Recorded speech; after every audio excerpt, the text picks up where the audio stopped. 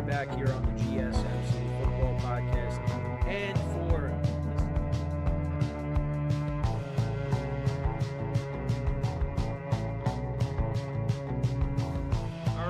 we are back here on the GSMC. Keep yourself in the loop of everything football on the Golden State Media Concepts Football Podcast. The latest news on and off the field, be it college football, Big Ten, SEC, Big 12, Pac-12, ACC to the NFL. We've got you covered. Listen to the Golden State Media Concepts Football Podcast.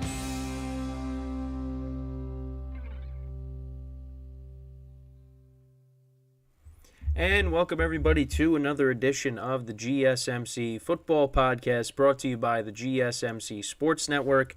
I'm your host, Kenneth Grunfelder, and it's great to have everybody here on this Monday, December 11th. We have a lot to talk about on the show today. But before I get into that, I just want to remind you guys to tip or donate and get your comments recognized. Make sure to go to the following link, that is streamelements.com/gsmcsportsnetwork./tip.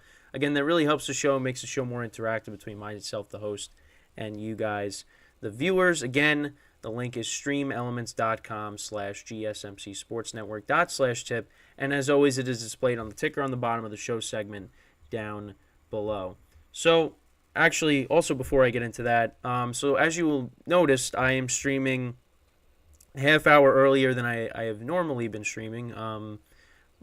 We have a lot of changes going on here at the GSMC Sports Network. There's going to be more content, more shows that'll be coming out within the coming weeks, which is really exciting. So with that, we have kind of been, figuring out how we're going to fit in all the shows during the day.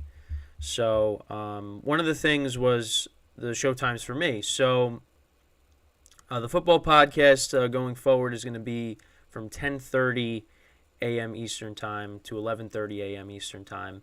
And then on Fridays, the GSMC Baseball Podcast, at least being hosted by me on Fridays, that'll be actually starting at 9 a.m. Eastern Time to 10 a.m. Eastern Time.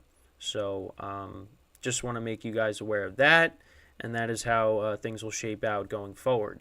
So, that's why if you're wondering why, if you are watching, if you're wondering why I'm streaming half hour earlier, that is why. So, So with that, let's get right into what we're going to talk about for today. So we had a lot of crazy games yesterday.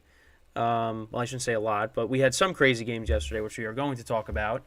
We'll start off by talking about the Bills-Chiefs game and the penalty call at the end of the game. That's got the Chiefs all upset, so we'll get into that. Then in the second part of the show, we'll talk about the Cowboys dominating last night's NFC East rematch, defeating the Eagles 33-13, so we'll get into that. In the third part of the show, we'll talk about the Ravens-Rams game, the overtime thriller involving that game. And then we will preview the Monday night games for tonight. So we got two of them. We got the Giants and the Packers, and we have the Titans and the Dolphins. Now, both of those games will be played at the same time, which not a lot of people are happy about. I'm not happy about that either, but that's what they decided to do. So if you got split screens, a way to split screen them, definitely do that, which I will 100% do that as well. So, with that being said, let's get right into the first topic, which is talking about yesterday's Bills-Chiefs game. So, obviously coming into this game, definitely a different feel to it because you have the Chiefs struggling right now. You also have the Bills who are 6-6 and on the outside. Well, coming into the game, the Bills are 6-6 on the outside looking in of the AFC playoff picture. And the Bills were able to pick up the win, winning 20-17. The Bills actually were up 14-0 in this game. The Chiefs opened up the game with an interception. They went 8 plays, 45 yards down the field, and then Mahomes threw a pick. So that kind of stalled their drive. Then the next two drives, the Bills punted, the Chiefs punted. Bills went 6 plays, 53 yards, 3 minutes, 24 seconds of time possession on their next drive. Josh Allen connected with James Cook for a 25-yard touchdown, so that put them up 7-0. Then the Chiefs punted. Bills then went 12 plays, 73 yards, 5.5 minutes of time possession. And Josh Allen, from 6 yards out, scored a rushing touchdown, pretty much dragged the whole pile into the end zone. And the Bills were up 14-0, and you were thinking, yeah, this game might be a blowout. But then in the second quarter, Chiefs punted, and then, of course, Josh Allen throws an interception, which I believe was his 9th straight game with an interception. So then that led to a Chiefs touchdown drive. Jerick McKinnon from 7 yards out scored on 3rd and goal. So that made it 14-7 at the half. Then the Bills opened up the second half with a field goal. They went 10 plays, 62 yards, almost 6.5 minutes of time of possession. Then the Chiefs on their drive went 9 plays, 75 yards, 5 minutes, 8 seconds of time of possession. Mahomes connected with Rashee Rice, who's really come on these last several weeks. He scored a touchdown, so that made it 17-14. Then the Bills punted. Chiefs then fumbled on their possession. Bills didn't do anything with it. In the fourth quarter, the Chiefs went 8 plays, 49 yards, 3 minutes and 15 seconds of time of possession. Harrison Butker kicked a 27-yard field goal to tie it. Both teams then punted. Then the Bills went 12 plays, 48 yards, 5 minutes, 3 seconds of time of possession down the field. Tyler Bass kicked a 39-yard field goal, so that put them up 20-17. And then this is where things got crazy. So the Chiefs turned it over on downs. However, on second down at the Bills' 49, Mahomes threw a pass to Travis Kelce for 25 yards. And Kelce's done this a lot, where he's then lateraled it to another player. And sometimes that's backfired, or almost backfires, because then the player might mishandle it, and it might be a fumble.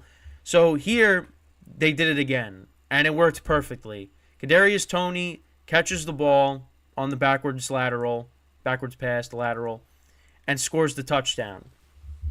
And the Chiefs went up 23-20. And the funny thing is, I actually didn't see the end of the game because I was out. And so I saw all of this, on social media and everything, and what my friends were saying in our sports chat. And, so what ended up happening was there was an offensive offsides. Kadarius Toney was lined up offsides, and you could clearly see it. You look back at it, his foot's on the blue line. That's a no-no, and they called an offensive offsides. Now, I'm going to be honest. I'm pretty sure I've never heard an official say offensive offsides. But that's the right call. I think that they've had – I feel like they've called that before, but I feel like I've never heard them say offensive offsides. Unless they have, I feel like I've never heard that before. But it's the right call because he is lined up on the line of scrimmage. You could see it. So it was the correct call. And the flag was thrown, you saw it, as the play was being developed. So it's not like it was a late flag or anything. It was called right away. So that got called back, and the Chiefs, they couldn't do anything with it. And they turned it over on downs, and the Bills ended up winning 20-17. That was a big win for the Bills. To improve to 7-6. You got 7-6 teams now for those wild cards in the AFC, and the Chiefs dropped to 8-5. And Mahomes, that was the most upset I've ever seen him. Throwing his helmet on the ground. I mean, players are holding him back, from the officials. You could see when he goes up to Josh Allen at the end of the game, and talking about the call and how upset he was with that. I mean, Mahomes was just. I've never seen him like that. I don't think anybody has. And no one's really, and you look on social media, not a lot of people are giving him sympathy because, people talk about how the Chiefs get a lot of calls, and he was saying how the call was BS and that, he's never heard that before. Now, I've never heard an official say offensive offsides because when you think offsides, you think that's on the defense, but it's the right call. Unfortunately, it's the right call. So if you really want to blame anybody, you blame Kadarius Toney. I mean, if it wasn't for Kadarius Toney, the Chiefs would have won in Week 1. They definitely would have won in Week 1 because they only lost by a point, and Toney had a lot of drops in that game. This game, same thing. Yeah, he did have a drop, but this is for a different reason. I mean, if he's not lining offsides, the Chiefs most likely win this game yesterday. So, you know what? You want to blame the officials. Listen, the officials are bad. They miss a lot of calls. They make calls that shouldn't be called. I mean, and you could talk about, well, do they have some influence on the game? That's up, yeah, I understand that. But that was the right call. Now, I don't like how they make calls in certain spots, but then they don't make calls in other spots. Be consistent. And that's something that I've said, and I think a lot of people are saying the same thing. We just want consistency. And the officials are very inconsistent. And some of these calls impact the game. And last year's Super Bowl, James Bradbury gets called for holding against Juju Smith-Schuster. That sets the Chiefs up to kick a field goal, and the Eagles have less time to get down the field to kick their tying field goal. They weren't able to do that. If they had more time, maybe they tie the game, that Super Bowl goes into overtime, and then who knows what happens. And that was with the Chiefs. I mean, let's look at last week. The Chiefs didn't get the call with Valdez-Scantling against the Packers. They could have called defensive pass interference on that. They didn't do it. So it's rough. And I think this comes down to just Mahomes being upset over how the Chiefs have been playing, as opposed to, all that rage is going towards the officials. I think it's just because the Chiefs are not playing well right now. They're 8-5. They're most likely going to have to play road playoff games this year, which we have not seen in quite some time. So I think it boils down to that, as opposed to Mahomes just is that angry over the officials. Now, he's definitely angry, but I think it's also just all the buildup. I mean, you're also seeing on the sidelines, they showed Chris Jones yelling at a coach, and the coach threw the tablet down. I mean, it's everywhere. This team is struggling right now. Now, I've said over the course of the season, I'm not worried about the Chiefs, because I said I know they'll figure it out. But yeah, right now it doesn't really seem like they're figuring it out. The receivers. Listen, the receivers have a lot to do with what their record is right now. Valdez-Scantling catches that pass against the Eagles. The Chiefs probably win that game. If Kadarius Toney doesn't drop the ball in week 1 and, if he's not lining up off sides, the Chiefs have 3 more wins. And right now they're the 1 seed. But that's not the case. And that just shows how by that little, how different the Chiefs season would be right now. If you catch the passes you're supposed to catch, if you line up where you're supposed to line up behind the line of scrimmage, you got a few more wins. And I love how everybody's saying, oh, the Chiefs missed Tyreek Hill. He's the one that, made Mahomes. You're seeing some of those on social media. And it's like, they won the Super Bowl last year without him. Now, they don't have Juju Smith-Schuster. And I feel like Juju Smith-Schuster's probably saying to himself, I wish I would have stayed in Kansas City instead of going to the Patriots, because the Patriots are awful. Now, they did win on Thursday. Give them credit. But I think Juju would rather be with the Chiefs right now. So, yeah, it's a tough loss for the Chiefs. I mean, I don't know what else to say. For the Bills, I mean, that's a big win for them. I mean, they're tied with a bunch of 7-6 teams now. So, and their schedule is tough. They got the Cowboys next week at home. However, they might have an easier game in a couple weeks when they play the Chargers in LA, because Justin Herbert got hurt and broken index finger. So he might. Brandon Staley was saying he doesn't know if he's going to play the rest of the year. So the Bills could win that game. You play the Patriots at home, and then you play the Dolphins in Miami, which could decide if you make the playoffs or not. So they got some tough games left on their schedule, but we'll see. We'll see. And listen, the Bills get in as a 6th or 7th seed. Nobody's going to want to play them. Nobody. But again, Josh Allen, you got to stop turning the ball over. But that's going to happen.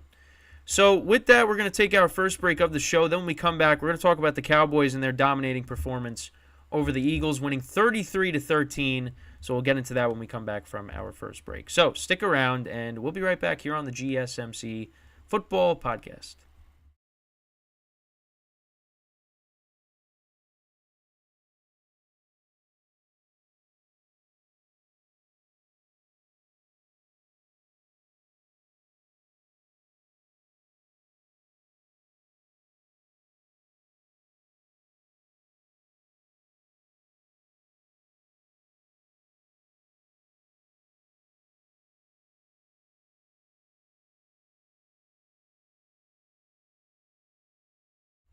And we are back here on the GSMC Football Podcast. And for the second part of the show, we are now going to talk about the Cowboys-Eagles game and the Cowboys dominating the Eagles in this game, 33-13. This was never really a game.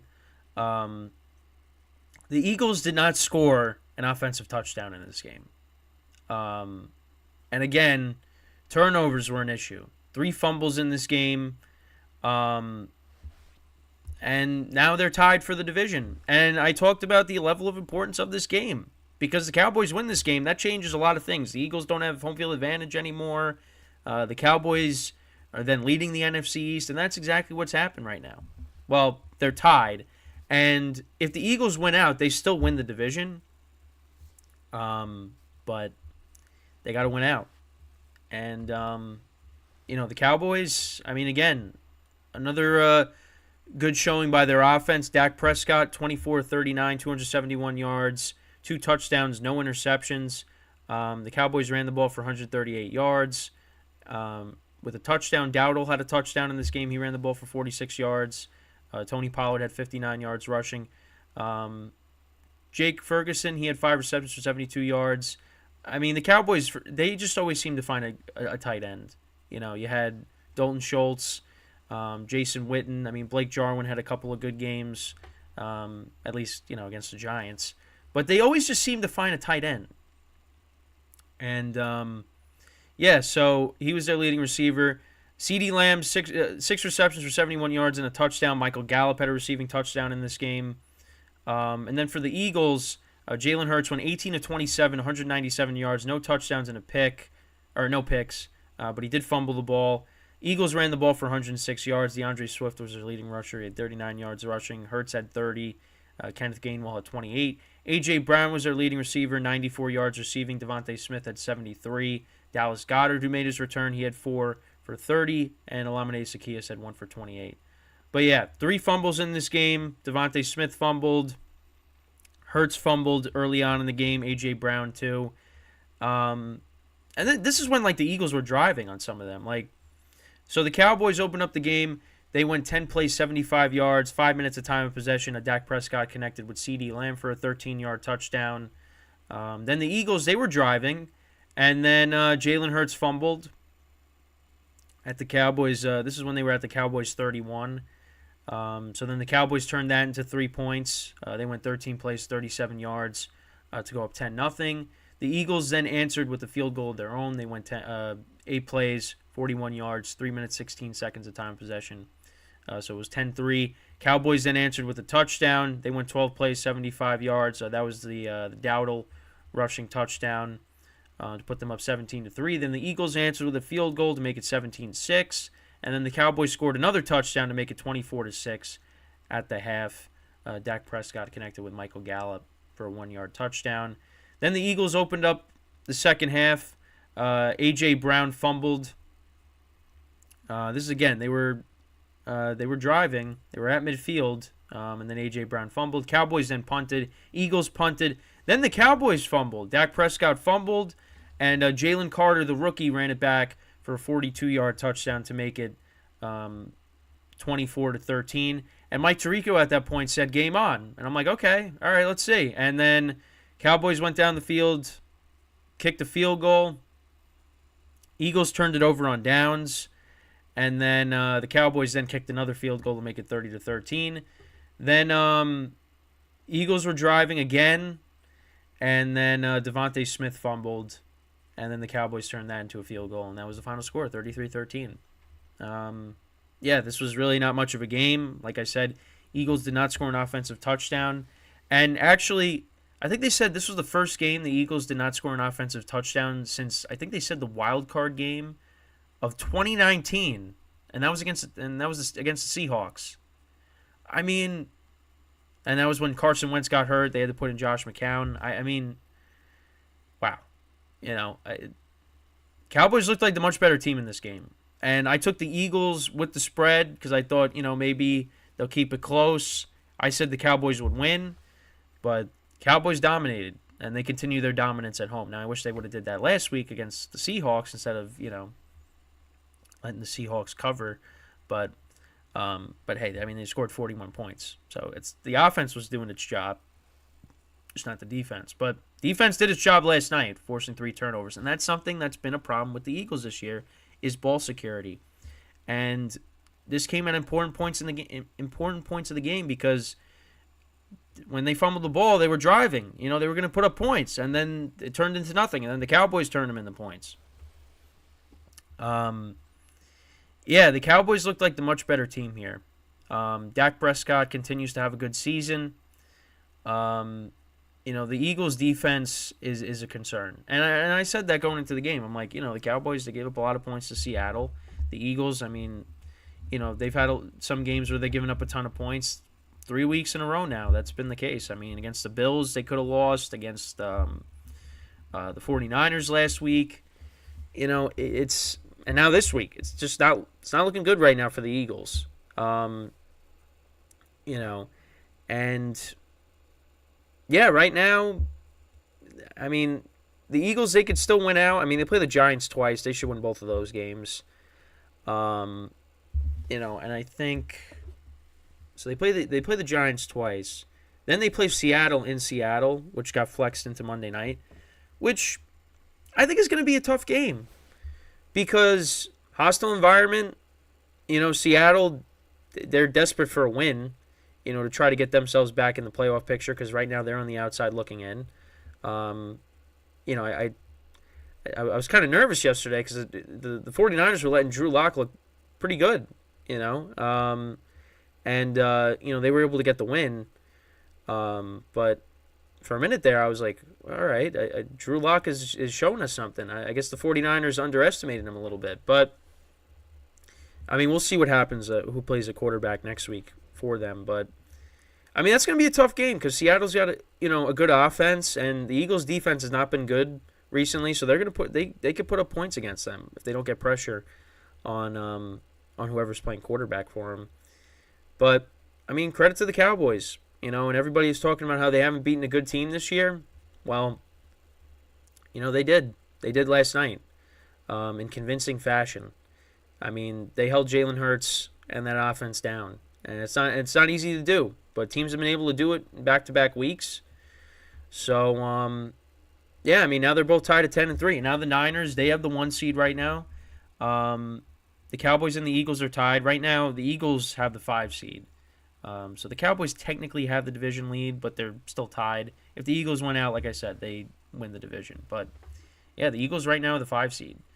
And I think this kind of changes how you look at the NFC power rankings because, I'm going to be honest, got to put the Cowboys ahead of the Eagles.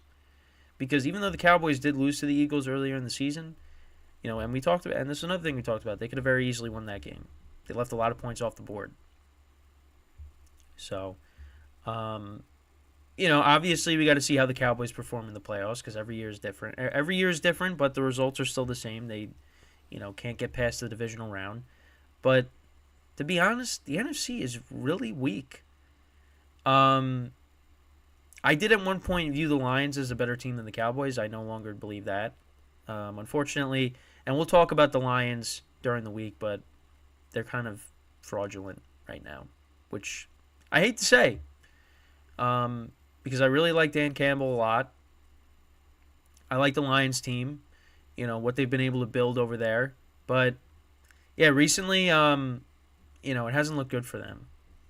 So, right now in the NFC, I mean, in the NFC South, I mean, it's the worst division in football. Now, I'll tell you guys this. I ended up switching from the Bucs to the Falcons over the weekend, and ended up backfiring. But hey, the Bucs got the win. They're 6-7. Baker Mayfield and the Bucs are in first place, so I'll take it. But yeah, right now when you look at the NFC, it's the 49ers and the Cowboys. Those are the top two teams, and Cowboys could definitely go to the Super Bowl. They definitely can. I hope they don't, but right now, they got a good shot. They got a really good shot to get there. But what stands in their way is the 49ers. Until you beat them, you're not going to get there. Now, you could also avoid them because the 49ers could somehow lose to another team. But yeah, I mean, right now I think those are the top two teams. I think the Cowboys, after last night, I mean, they should be ahead of the Eagles in the power rankings. I would probably still put the Eagles at 3, but yeah, I mean, they're not playing great right now, and their defense has really gotten exposed the last 2 games. And this is a defense last year. You had all these guys with double-digit sacks. I've mentioned that before, and now it's the secondary's not that good. Yeah, they got some issues right now that they got to try to figure out. They could still, right the ship and get it right, but right now it's they got some things they got to figure out. So, but that was an impressive win by the Cowboys, and now they play the Bills next week in Buffalo. They play Miami on the road. So yeah, those are tough games. I mean, Buffalo has been playing better. The Dolphins with their high-powered offense. But you know what? I think the Cowboys are better than both of those teams. Well, I mean, they're better than Buffalo. Miami is, a toss-up because, how well their offense has been this year. Even though that's another team that hasn't beaten a good team, So, I need a big game out of Tua and Tyreek Hill tonight. And I'll talk about that, later on in the show. But yeah, I mean, those are the games that are coming up for the Cowboys. And then who do they play? They got Washington at the end of the season, and then they have another game too. Oh yeah, they have the Lions on that Saturday night in Dallas, which it's not going to be fun for the Lions, I don't think, unfortunately. But you never know. So with that, we're going to take... Well, before we take our second break of the show, we are going to... Well, before I get into that, I just want to remind you guys again to tip or donate, get your comments recognized. Make sure to go to the following link. That is streamelements.com/gsmcsportsnetwork./tip. Again, that really helps the show, makes the show more interactive between myself, the host, and you guys, the viewers. Again, that is streamelements.com/gsmcsportsnetwork./tip. And as always, it is displayed on the ticker on the bottom of the show segment down below. So, when we come back from our second break of the show, we're going to get into another great game from yesterday. The Cowboys-Eagles game was not very good, but this game was very good, surprisingly, because I actually thought the game was going to be a blowout. The Ravens winning an overtime thriller against the Rams, winning 37-31. So we'll get into that when we come back from our second break of the show. So stick around, and we'll be right back here on the GSMC Football Podcast.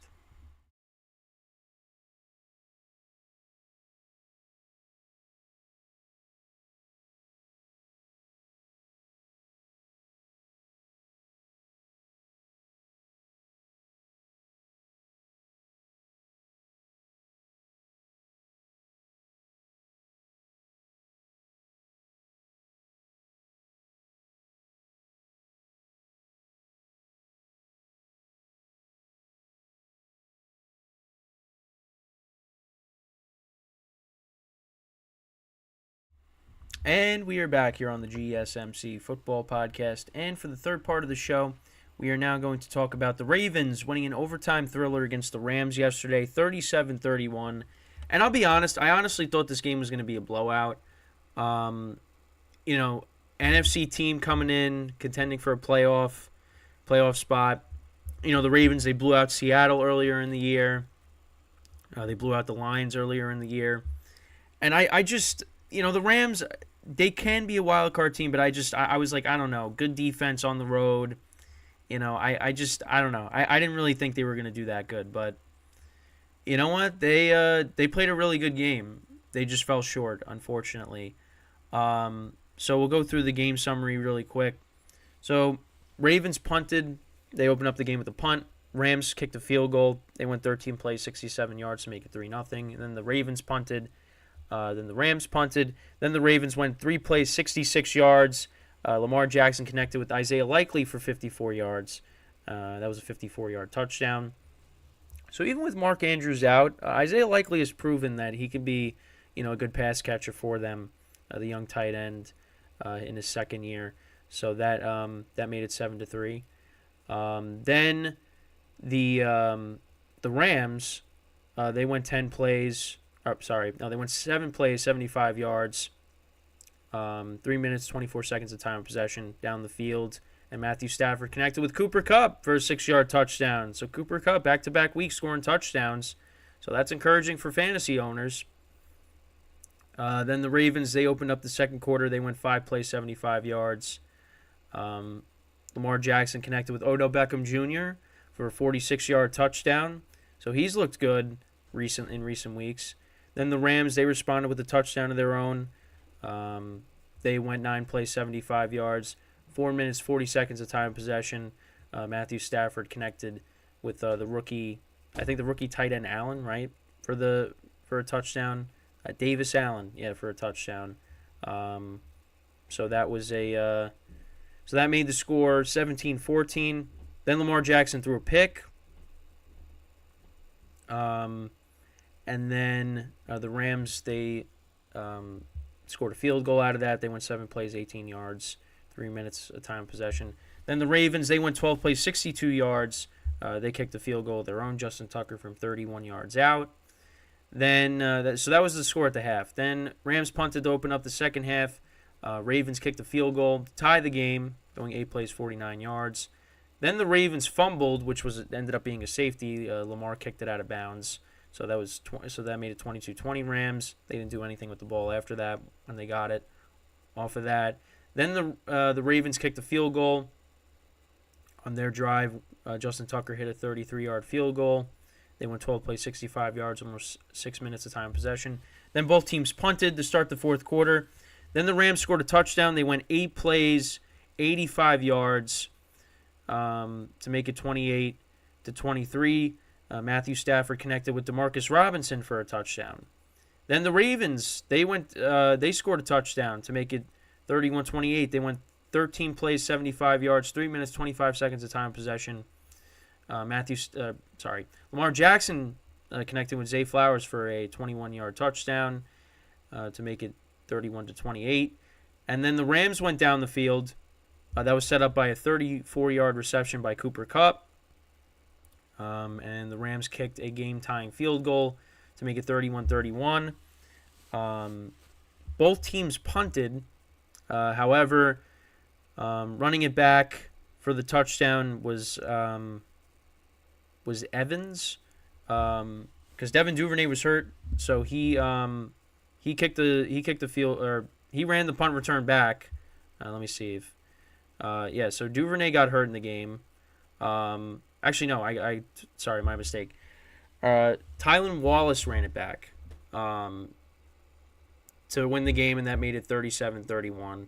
Yeah, I was looking at the punter for the Ravens. I mean the Rams when I said that. I meant to say Wallace. He ran it back for 76 yards, and that won the game. 37-31. Ravens win. And I want to talk about the Rams first because, again, I honestly thought that they were going to get blown out in this game. But they definitely showed me something in this game. I mean, Cooper Kupp got going again. I mean, they've been running the ball. I mean, Kyron Williams coming back has made this team better. I think that's the other thing, too, because he had another great game, 25 carries, 114 yards. Matthew Stafford also had a good game, 23 for 41, 294 yards, 3 touchdowns, no interceptions. Cooper Kupp had 8 receptions for 115 yards and a touchdown. Puka Nacua had 5 receptions for 84 yards. Davis Allen, the rookie tight end, had 4 receptions for 50 yards and a touchdown. Demarcus Robinson had 3 for 46 and a touchdown. Their offense played really well in this game. Now the defense, they really had problems stopping Lamar Jackson and the Ravens offense. Lamar Jackson had a good game, 24 of 43, 316 yards passing, 3 touchdowns and a pick, and obviously, the safety, that was a turnover as well. Odell Beckham Jr. was their leading receiver, 4 receptions, 97 yards and a touchdown. Isaiah Likely, 5 receptions for 83 yards and a touchdown. Zay Flowers, 6 for 60 and a touchdown. The offense played well. And they were able to get the win. But the Rams, listen, that was a tough loss for them. They're trying to hang around in that NFC playoff race, They still got a shot. I think even though they won yesterday, the Vikings, only winning 3-0, and now we got a QB controversy there. Because Josh Dobbs, again, did not play well and got benched for Nick Mullins. So, we'll see what happens going forward there. That'll be a topic of discussion during the week. But I feel like the Rams, they can make it over the Vikings. Now, it's going to be tough when it comes to the Packers because the Packers have been winning. And the Packers beat the Rams earlier in the season, and that was without Matthew Stafford. So, it's going to be tough. They got the 49ers one more time on their schedule. I know that. They also play the Saints. Let's see, who else? So the Rams' remaining schedule, let's look at that really quickly. So they play the Commanders next week, which should be a win. Then they're at home against the Saints, which I think, again, another game that they should win. Then at the Giants, and then at the 49ers. I think that they should win their next 3 games, and then it's going to come down to, playing the 49ers, so winning your in scenario most likely. So, we'll see how it plays out, but, the offense, getting Kyren Williams, I think, is huge, and I think that's kind of where, the season changed for them a little bit because they really didn't run the football that well in his absence, and then he came back, and, now they put up 30 points in the last 3 weeks. 37 against the Cardinals, 36 against the Browns, who have a good defense, and then 31 against the Ravens. So, they got a balanced offense. Yeah. So, they might fall short, but definitely something they could build on into next season. If obviously Stafford coming back and, Cooper Kupp stays healthy. Puka Nacua's had a good season. Again, Kyren Williams, keep him healthy. You retool the defense a little bit. And the Rams could definitely be a better team next year. But that was a tough loss for them. And then as for the Ravens, right now they're the 1 seed. And obviously the turnovers in the game, a little bit of an issue, but, they right now look like the best team in the AFC. I don't think that's really, you could debate it, but, the way the Chiefs have been struggling, I don't really look at the Jags as, we'll see how they play against each other in Jacksonville. And the Dolphins, we'll see when these teams play each other in a couple of weeks. But right now the Ravens, I think they're the best team in the AFC. They got the Jags next week. Then they have the 49ers on Christmas. So that's going to be an interesting game. Then they have the Dolphins, and then they're at home against the Steelers. So,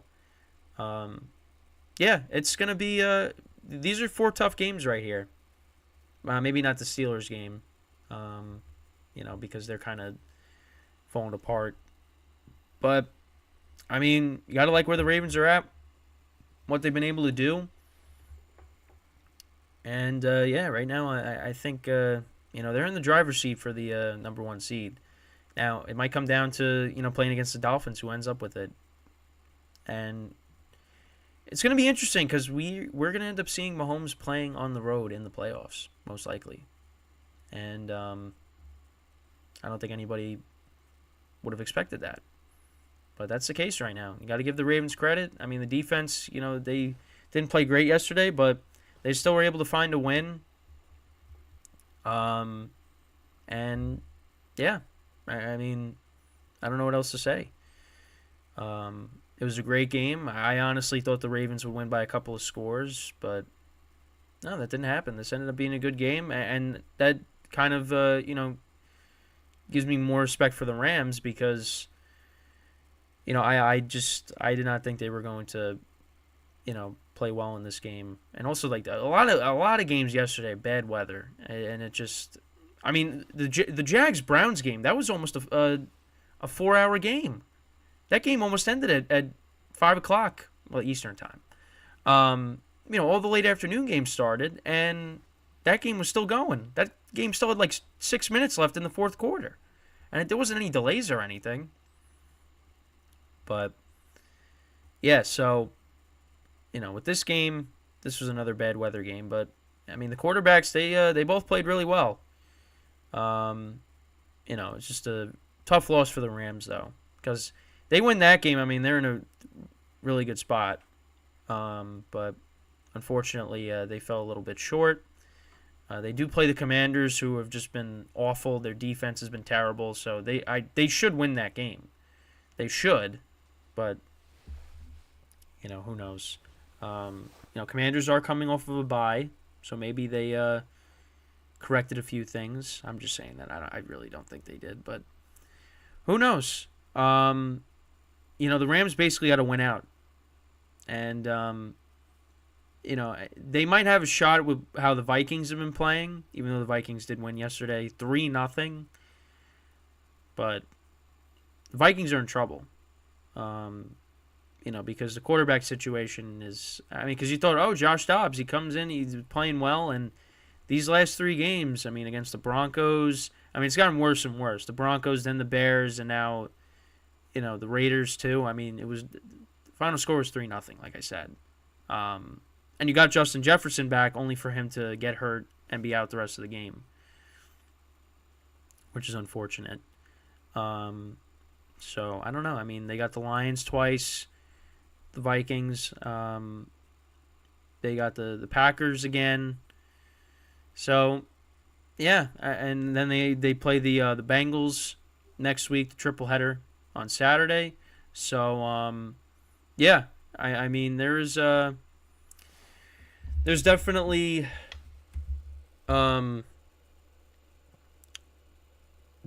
a lot of implications with the Vikings and how they've been struggling. And we just actually got an alert of Stefan subscribing to us. Appreciate that.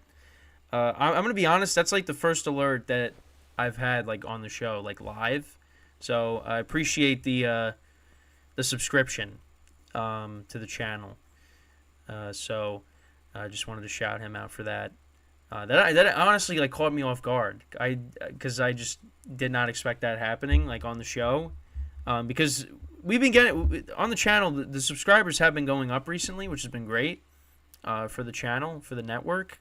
But I haven't had any alerts go off like during the show. So that was pretty cool to see that. So shout out to Stefan for subscribing to the channel. We appreciate that.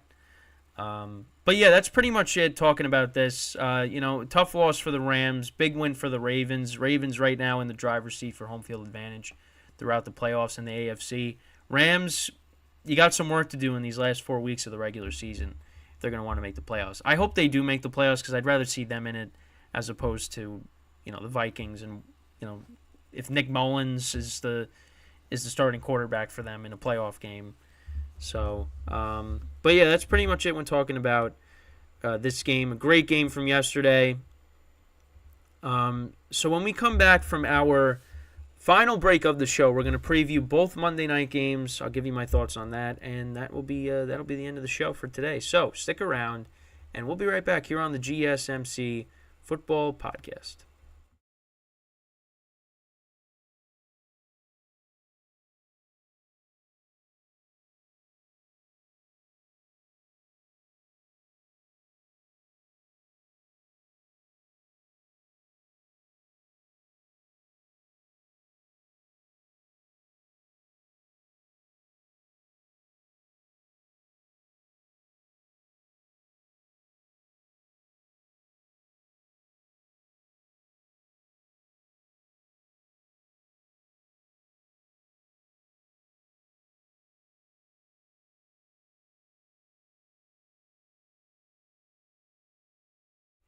And we're back here on the GSMC Football Podcast. And for the final part of the show, we are going to now preview tonight's, I guess if you want to call it doubleheader, Monday Night Football games that'll be played at the same time. Again, don't know why the NFL decided to do that. But listen, for a lot of people, you have the ability to split screen it, and you can watch them at the same time. But there's people that can't do that. So, then you got to flip back and forth. I mean, depending on which one's going to be the better game. I mean, I'll be honest. I think the Giants-Packers game is probably going to be more competitive. I think the Dolphins should, win by multiple scores against the Titans. But, listen, no disrespect to Mike Vrabel, but, his team is not very good right now. And the Titans are not very good when they're not playing in Tennessee. So, but we'll see what happens. So, let's go through them. So, I guess the first game, I mean, it really doesn't matter which game we go to. So, we'll do the Titans and the Dolphins first. So that game will be on ESPN. So comparing the stats of the two teams, I mean, offensively, I mean, it's just not comparable. The Dolphins are first in passing yards per game. The Titans are 25th. Dolphins are second in rushing. The Titans are 16th. Points per game, Dolphins are second. Titans are 25th.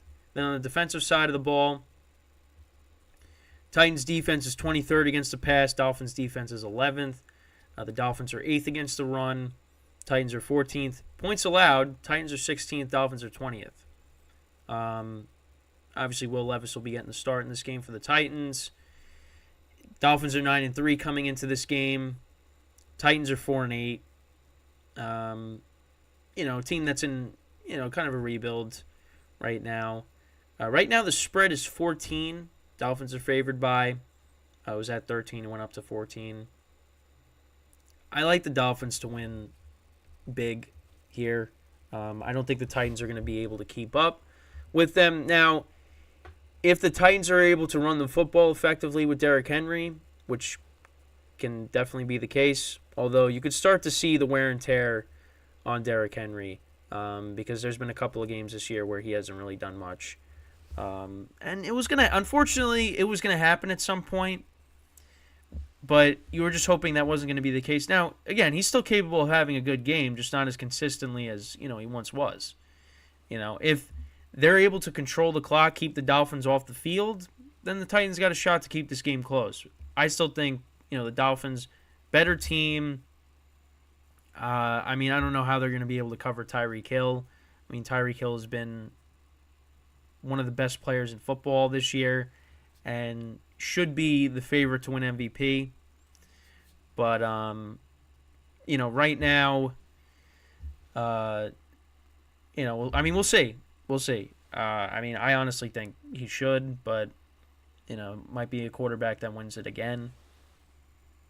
So that's kind of like the key for the Titans, but I really just don't see it happening. Although, listen, I took the Dolphins, so maybe you should be like, maybe I'll take the Titans now just because of that.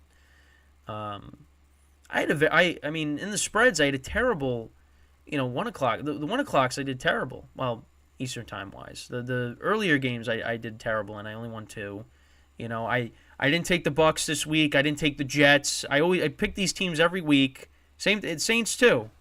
Take these teams every week. If I would have just not picked them for weeks, I would have been in a much better position right now in my spread pools.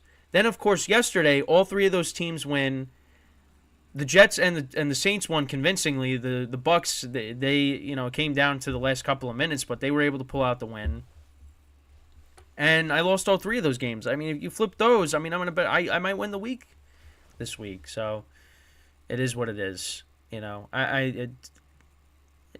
you just have no idea. But yeah, the Dolphins, they score a lot of points at home. They should be able to cover this number. It's a big number. I think they win 31-13 or something. Tyreek Hill, maybe him and Tua connect on 3 touchdowns tonight. Because right now, my friend and I, we drafted a very good team in our partner league, but we might not even make the playoffs. And we have the most points scored by far in the league, but we're going to be on the outside looking in of a playoff spot, so we have to win next week if we don't win tonight. And this is a team that has Christian McCaffrey, Tyreek Hill, Keenan Allen, Tua, Jared Goff, James Conner. I mean, that's a very good team. We also picked up Trey McBride. Christian Watson, someone dropped him. We picked him up. We have Chris Olave, the Niners defense, Harrison Butker. This team is very good, but we're somehow going to be only 7-7. But for a lot of my teams this year, got off to good starts and then, in the middle of the year struggled, and that's going to be the difference of me making it or missing the playoffs. Now,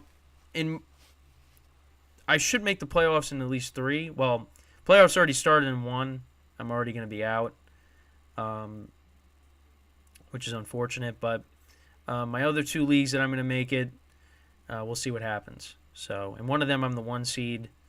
But now Justin Herbert got hurt, so that's going to hurt Keenan Allen in that league, and also in the partner league too. So hopefully, Keenan Allen's still able to produce. But yeah, I mean, with this first game though, back to the original point, Tyreek Hill have a big game. Tua should have a good game. I think the Dolphins should win convincingly, but we'll see. It's going to be a nice day down there in Miami. And then here in New Jersey, the New York area, not going to be as nice. It's going to rain. Rain is expected in the forecast. You got the Packers favored by 6 over the Giants. I did take the Packers in the spread pool because, the Giants, the Tommy DeVito stuff, it's been a great story. They beat the Commanders. Commanders aren't very good, and the Patriots aren't very good. You only won 10-7. Now you got the Packers coming in, who've won 3 straight. Jordan Love is playing really well. Comparing the 2 offenses, Giants are 32nd in passing yards per game, 18th in rushing yards per game.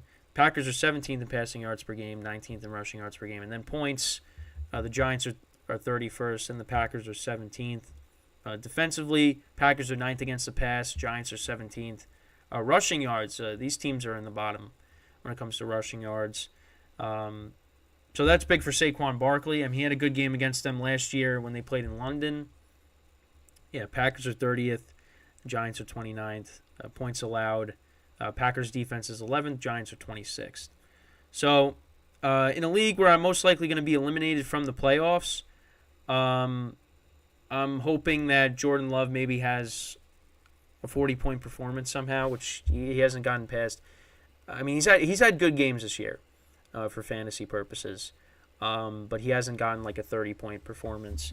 But on top of that, the person I'm going up against has Devon Achane and Aaron Jones if he does play tonight. So odds are those guys are going to have good. Well, Aaron Jones, we'll see if he does play. Aaron Jones hasn't been great when he has played, but Devon Achane, when he plays, he's been great. So I'm going to get eliminated. I did win that league last year. This is a dynasty league, but this year I kind of fell a little short. Got to revamp the team for next year. And it's funny in that league. So Ezekiel Elliott had 27 points. This is a full PPR league, and I've had Zeke since he was with the Cowboys, of course. But I didn't start him. I started Gabe Davis instead. Gabe Davis, goose egg, 0. If I start Ezekiel Elliott, I'm in a much better spot right now. So, and it is what it is. We're gonna have to try to reload for next year with that team because that team is very good. We did win last year. I have basically the whole Niners offense minus Debo, Devontae Adams, Kyron Williams, Tony Pollard, Trevor Lawrence. It's a very good team. Just did not have my best week this week. I lost to a team that, not that these players are bad, but you expect the guys on my team to do better. Zay Flowers, Michael Pittman, Drake London had almost a 30-point performance. Came out of nowhere. But it is what it is. It stings. It hurts. It hurts when you when you lose in fantasy because this is a big time of the year. This is I go nuts with this. I'm in a lot of leagues. The spread pools. I'm very passionate about this stuff, and it just stinks when you lose, especially in the playoffs. So hopefully in my other leagues I find more success, but we'll see. But I've been talking more about fantasy as opposed to the games. But yeah, the Packers-Giants game, let's get back on topic here as I went off on a tangent. So Jordan Love hopefully has a good performance because I got him in a few leagues. Got Tyreek Hill in a couple of leagues as well. So hopefully those guys have good games. Yeah, the Giants, I mean, listen, like I said, the Tommy DeVito stuff has been cool.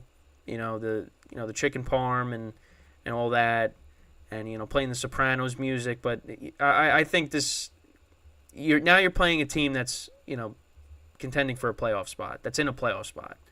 Now, can the Giants make this competitive? I think this game of the two, like I said earlier in the segment, it's going to be more competitive, this game. But for me, I think the Packers, they should win by at least a touchdown. Christian Watson is out for the game, which I think is huge because he's been playing well. He had that great game against the Chiefs last week, 2 touchdowns. But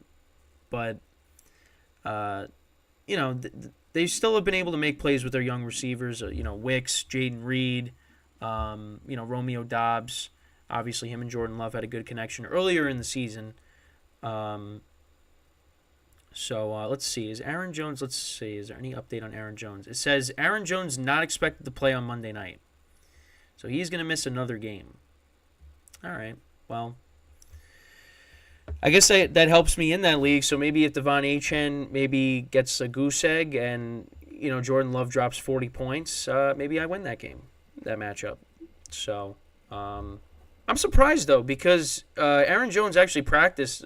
I mean, in a limited fashion, he did. He was practicing, but I guess he's still going to be out. So it's most likely going to be A.J. Dillon that's going to be running the ball for them tonight.